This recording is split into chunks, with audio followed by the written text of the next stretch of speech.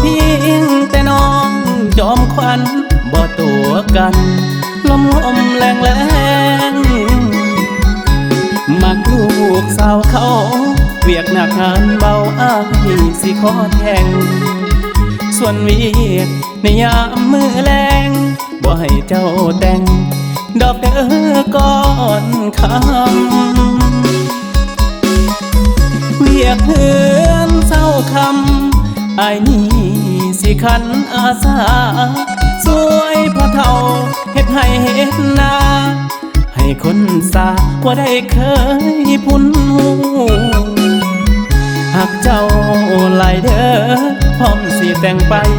เป็นไผ่ของผู้ยานแต่แม่ยอดสู้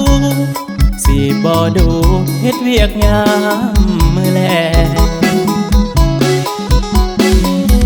เศร้าออกไปนาตกแรงมาเฮ็ดเวียกให้น้องสิเอาเศร้าสองแรงสองหรือสิเอาเศร้าสามแรงสี่เจ้าท่าอยู่เฮือนทาแป้งแต่งหน้ารอท่าสามีถ้า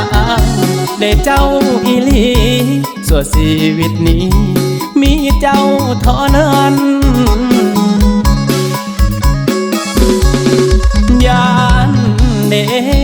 ยานเจ้านั้นบ่กันยานเป็นคือนิทานเรื่องนั้นบ่เจียงแห่ขันของนางมาโลเขามีคนใหม่บาดเจียงเสียใจ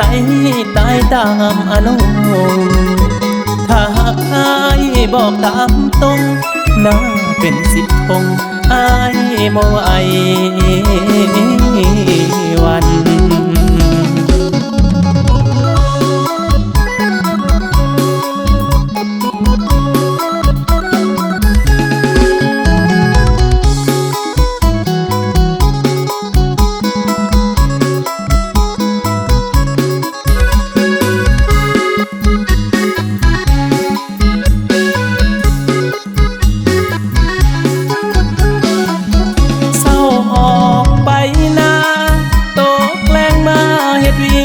ให้น้อ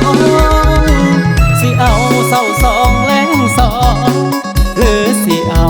เศร้าสามแรงสี่เจ้าท่าอยู่เฮือนทาแป้งแต่งหน้ารอท่าสามีถ้าได้เจ้าอีหลีส่วนชีวิตนี้มีเจ้าเท่านั้นยานเดยานเจ้านั้นบ่กันยานเป็นคือนิทานเรื่องนั้นบ่เจียงแห่ขันของนางมาโลเขามีคนใหม่บาดเจียงเสียใจตายตามอนุถ้าหากอายบอกตามตรงน่าเป็นสิทธิ์คงอายบ่ไหววัน